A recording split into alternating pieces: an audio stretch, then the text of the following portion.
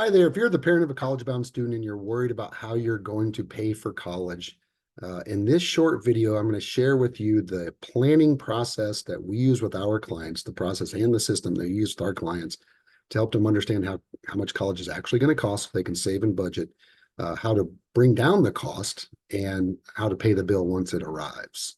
If you can nail these steps on average, we've been helping families save $1,500 to $100,000 per kid, and I'll show you how now.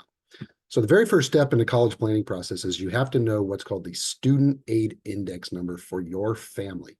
That's these two numbers here. This is the number that colleges think you can afford, and it's derived from the income and the assets that you will declare on the financial aid forms in the fall of the senior year. And there's two different forms. Some schools use the FAFSA to determine this number, and this one's called the federal, based on the FAFSA. Other schools use what's called the CSS profile. And schools that use that call it the institutional student aid index number. But this is a snapshot of your ability to pay. So obviously, the lower this number, the lower net price you're going to pay, the more financial aid you're going to get. Okay, so let's look at this dummy case I created here. This is a married couple, family of four. They live in Savannah, Georgia, where I live, so that's fun for me. But notice one thing that happens here. I have them married filing jointly on their taxes. What happens if they file separately? Look how much that number jumps significantly, which means they're going to overpay quite a bit. So this is why we say college planning is financial planning, because you have to understand all of the variables involved that determine how much you're going to pay. Now, let's look at their income. In this particular case, I just have them making about $150,000 in combined AGI. And when it comes to their assets, I don't have very much in assets for them. And here's a big mistake we see a lot of families make. If you have a lot of cash on hand, which some people will, that can drive up the number significantly. If you have a lot of cash sitting there, like, well, we've been saving for college, we just have it in a checking account or a savings account, high yield savings account, for example, or if we have a CD at the bank or those kinds of things, it's going to drive up the SAI. So you want to make sure that you know how your assets are assessed from a financial aid perspective so you don't artificially inflate this number. Now, the other variable that determines how much you're going to pay is your student's grades and test scores. So in this case, I have the student as a 3.8, excuse me, and a 28 on the ACT.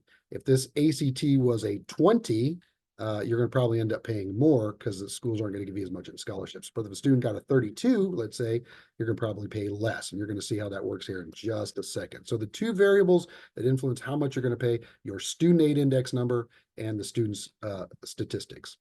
Now, the second step that we use with our clients is to figure out a budget for how much they can actually afford. And we do, here's the process we go through. We look at, do you have any savings like in a 529 plan? In this case, I say, yeah, they have 15.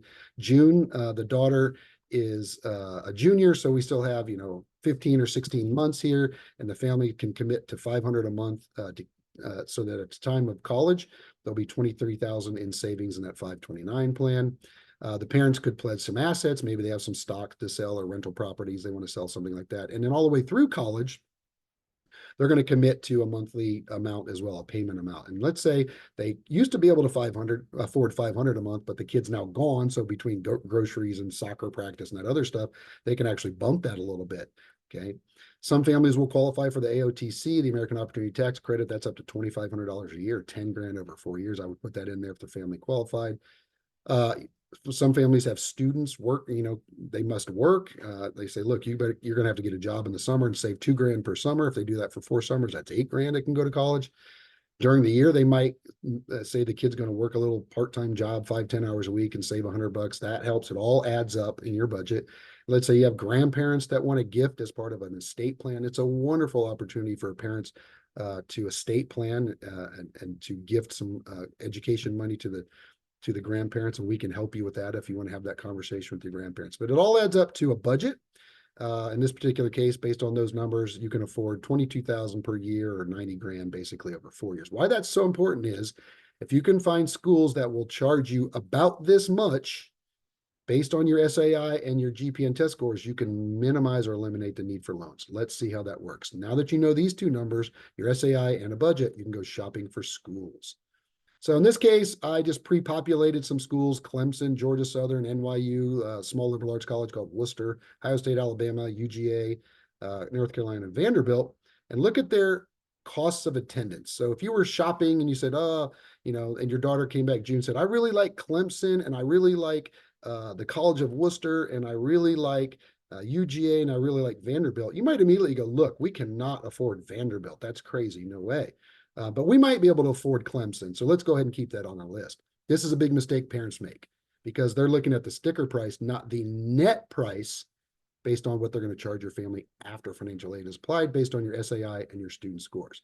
Look what happens if you shop by net price instead. Vanderbilt, which was 94 in this particular case, goes to 19 per year. Clemson, which you thought was more affordable than Vanderbilt, is not going to give you any financial aid because of this particular case, and they're going to charge you the full price of 61 per year. Big mistake parents make. They tell the student, all right, let's go ahead and let you apply. And if you get in and it's your dream school, we'll figure it out. Student gets in, they get no financial aid because they've shopped by the COA rather than the net cost. Parents don't want to crush their dreams. And so the parents end up taking out a pile of student loans, or excuse me, parent loans to cover the cost and therefore ruining their own retirement futures. Now, how does that happen? Here's the next step. Once you know how much schools are going to pay, you can then project how much it's going to cost. So let's say, based on this particular case, you apply to Clemson, you get in, you're like, oh my gosh, I don't want to crush our dreams. Should we just go ahead and take out the loans? Well, the net cost, again, 61 per year, but it's going to go up a little bit every year because of inflation. You're looking at over 250K for that degree. You got 90 in your budget. That means you got a gap of 165. How are you going to cover that? Take out loans, 165 in loans.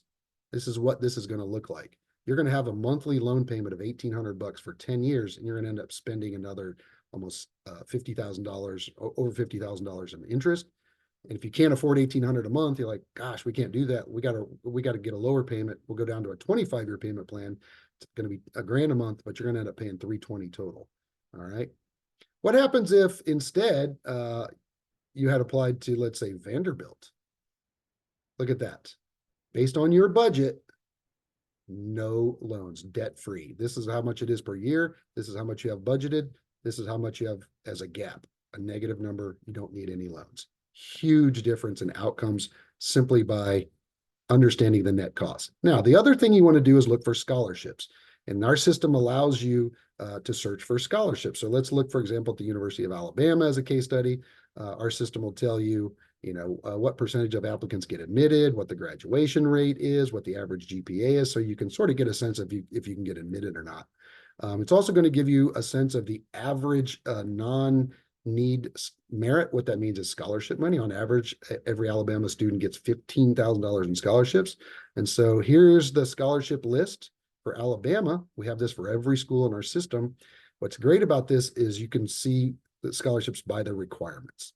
Look at these. These are automatically awarded if you meet these criteria, okay? That's $8,000 per year. If the student bumped her ACT to a 30, she's going to get an extra $3,000 per year, all right? If she could bump that ACT to a 32, you might get $15,000 per year, etc.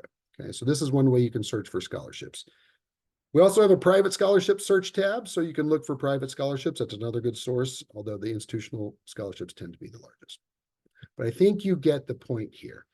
If you know your SAI and you optimize it, the student has good grades and test scores, you build a budget, you go shopping for schools by net price in that budget, you try to get as many scholarships as you can, both institutional and private. And when it comes to how to pay, you're going to avoid having to take out a bunch of loans because you're going to know which schools are going to be expensive and cost you a bunch of loans and which don't. If you would like to for us to do this for your family, the first call is always free. It's just a consultation to see kind of where you're at and determine if we can help you or not. We only charge clients if we know we can save them more than our fee. So if you'd like to talk about that, just DM me and we'll book a call.